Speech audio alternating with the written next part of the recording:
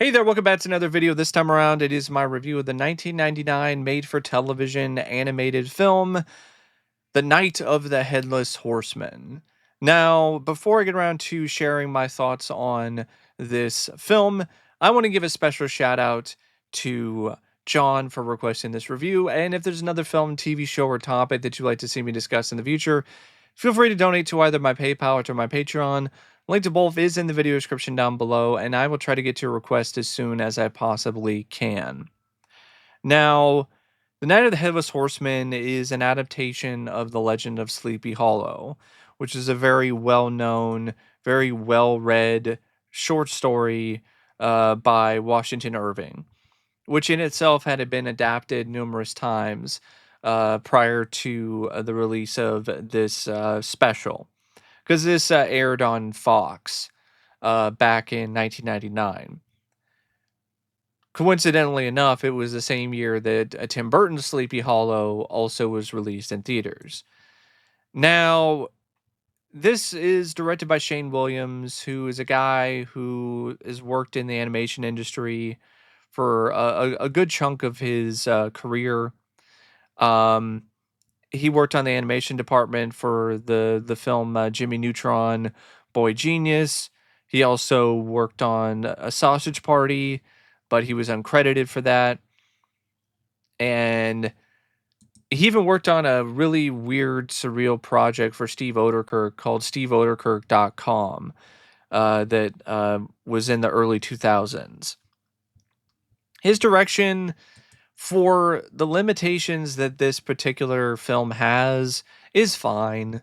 It's fluid enough when it comes to the way that the camera is utilized for the animation, especially when it comes to the scenes involving the Headless Horseman on horseback, or sequences that feature ghosts or other sort of ghostly goings on.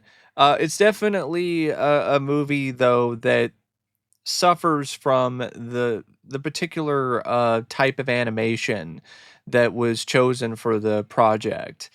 It's this very dated, very clunky, very chunky, very ugly looking computer animation, which maybe at the time was close to state of the art, but now it's anything but. It looks like a bunch of really piss poor PS2 cutscenes. And that doesn't really give the director a lot to work with, because there's a lot of limitations with that particular kind of animation in terms of the way you can frame shots or the way that you can move different character models around. So it's definitely direction that showcases the inherent flaws of the form of animation that the film possesses. Now, this special is written by John Shirley and Shane Williams, and in a lot of ways, it's just another adaptation of The Legend of Sleepy Hollow by Washington Irving. Like the Disney one, or the Hallmark one, or the countless other adaptations of this particular source material. But in another way, it also tries to do a few different things, which I did appreciate. For one, it is a lot more edgy and dark when it comes to the way that it's showcasing the horsemen and some of the other horror elements of the story, especially for a family friendly special that aired on Fox. It's got blood in it, it's got severed heads, it's got some really nightmarish and creepy imagery. So I mean, I'll definitely give the script credit when it comes to that. But the stuff involving Ichabod Crane and him as a character just being this oaf and being a nerd and being this just lame overall character is still something that doesn't work for me. This is why I prefer the 1999 Sleepy Hollow with Tim Burton when it comes to the adaptation of the source material, because I was never into the wimpy, nerdy Ichabod to begin with. I liked the fact that Johnny Depp's Ichabod Crane wasn't so much of a loser, because that's what you get in a lot of these adaptations of the source material. Is Ichabod is this easily spooked, easily frightened, nerdy character, and that's by design. That's how the character was written in the source material. But I like Ichabod with a different flavor. I like my Ichabod to be a little bit more headstrong, a little bit more confident, not completely totally confident in himself and his abilities, but I like having him show that he can actually fend for himself, that he can actually get over his fears. I like that. You don't really get that with this Ichabod. It's more of the same when it comes to the way that Ichabod is written. The whole romance between him and Katrina could be sweet, but it's so rushed and so um poorly thought out and put together because of the fact that it's only like an hour long special, that it never really resonates on any sort of deep level. The rivalry between him and Brom Bones is more of the same, especially when you got a grown ass man who's just shooting another man with rocks from a slingshot while he's teaching kids at a school. Like, you don't actually come across as a really strong, badass sort of character, like Brom Bones, I guess, is trying to showcase himself to be. He doesn't even seem like he's a threat, which that doesn't help. And there's the stuff with Brom Bones' friend too that's kind of annoying, Dolphus, uh, and it's not really something that is particularly that good when it comes to any sort of moments of comic relief or self-reflection or anything. It's just scenes involving the Headless Horseman or scenes involving something spooky are the only things that this script and this story has going for it. Um, and I do appreciate that the narrator is the horseman himself, which is revealed in a twist at the end. I like that. That was a nice touch. I also did like the bit where they show the origin of the horseman, where he's this German Hessian trooper, and he gets his head knocked off by a cannonball blast by a guy who he left for dead. So I do like that, and I even like the opening, which is a rather tense when it shows the horsemen stalking and taking down this one villager. But once Ichabod shows up, it really just starts to become kind of irritating to me because of just the way that Ichabod is written as a character, and the only saving grace is that the horseman shows up. And honestly, I don't mind Ichabod getting defeated by the horseman in the end and getting his head taken along with the rest of his body or his soul, because I didn't like the character. I don't like the way the character was written. So that wasn't like one of those, oh my god, I can't believe it, he got taken out by the horseman. I was like, good.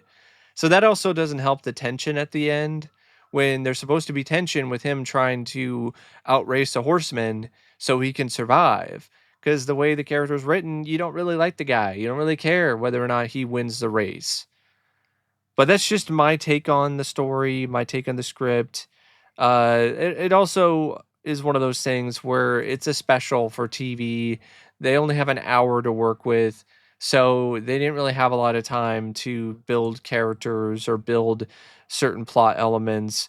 So for the limitations of the time limit, they did an okay job, but it's definitely not something that I would say was a really solid or genuinely great script by any means. Now, the voice cast, I think, fares a little bit better, especially when it comes to Clancy Brown, who voices the Horseman and is also the narrator for this special.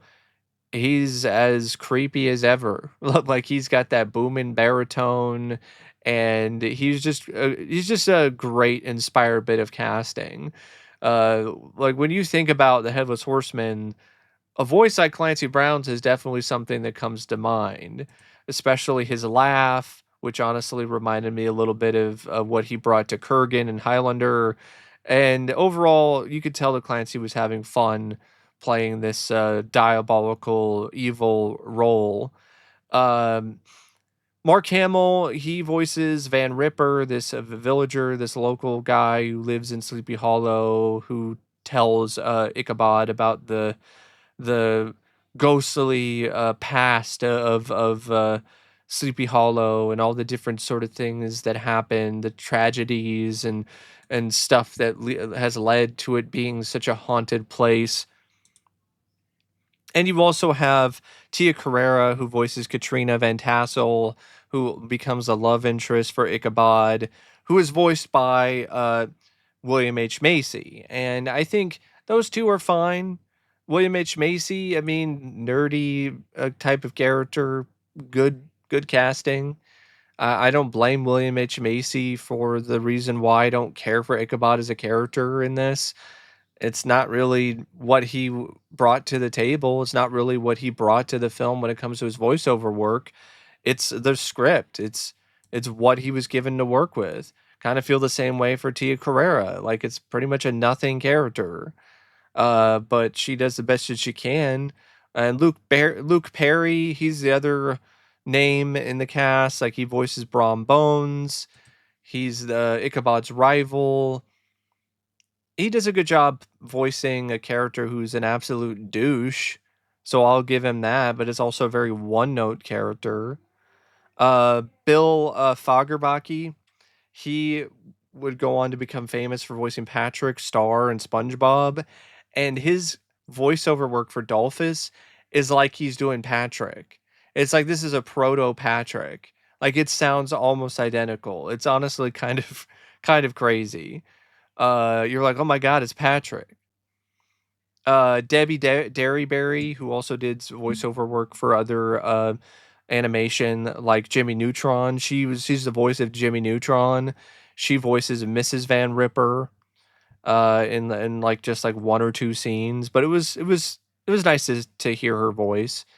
You also have Jeff Bennett who voices Washington Irving, who I believe he's the one that's being told the story of Sleepy Hollow and the Headless Horseman in the beginning and in the wraparound by Clancy Brown. So yeah, it's Sean Pie from also voices the schoolboy. And that was a pretty cringe voiceover, I have to be honest. Um, he's done he's been in a few things, but not in a lot of stuff that I think you're gonna recognize.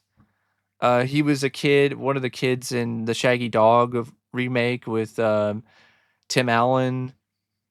Uh, he voiced Charlie Brown in a Family Guy episode. He was in one episode of the Amanda Show. Um, but yeah, he was pretty bad in terms of whatever voice he was trying to do with that kid. That kid was really annoying. So yeah, the voice cast is fine for what this TV special is. The music is more the same when it comes to what Simon Sargon brought to it. It's atmospheric, it's moody, it works for the spooky rated, PG kind of film that it is, despite, the violence. There's a lot of violence in this. Like it's a borderline PG. You could see it being TV-14, to be honest, because of some of the more intense scenes. The editing by CJ Nyhoff and Shane Williams, it's fitting. It's not fantastic, but it's average. It's adequate. It's decent enough for a uh, production that was pretty low budget. I mean, it cost $500,000. And the animators, they had only 6 months to put all this together. So on one hand, I think the animation in this is not held up and looks really chintzy. But but on the other hand, like the fact that they were able to even put this together in 6 months with a team of like 10 animators, that's kind of impressive. Uh, it doesn't look great, but I don't think it really would have looked great considering the circumstances. So they did the best that they could. and a lot of them were really talented. They went on to go work for Pixar or ImageWorks after their stint working on this particular special or this bit of TV animation. So yeah, it's not something that I would say is a gem. I think there's some people who might feel that way about this, but I would say it's definitely something that's worth a watch if you're a fan of the Sleepy Hollow story. If you really are a diehard Legend of Sleepy Hollow fan, this is definitely something to check out if you haven't checked it out already, to see a different adaptation of the source material. And I think it's also worth it just for Clancy Brown and the voiceover work that he does for the Horsemen, as well as some of the creepier, eerier imagery in this. Like some of the genuinely nightmarish sequences, like when Ichabod is having his nightmare when he's in the graveyard and all these different zombies are going after him and asking him for limbs. That's a pretty effective sequence in terms of uh, suspense and also chills. So that reminded me of some of the more chilling and creepy bits of animation in something like Courage the Cowardly Dog. Uh, but unlike Courage the Cowardly Dog and a lot of the better episodes of that show, this doesn't hold up as well when it comes to the writing or when it comes to the execution as a whole. So it's just one of those things where I think it's flawed, but I definitely don't feel that it's completely without merit. But yeah, it's definitely a flawed bit of animation, and it's something that hasn't held up that well because of the limitations of the CG animation. The animators did the best that they could with the budget that they had and with the short time frame and the small team, but the end result is still something that doesn't look good. It doesn't look great. And it honestly makes it kind of a hard watch at points because of just how poor the animation is. But that's just my thoughts on this TV special. And until next time, I'll see you later. See ya.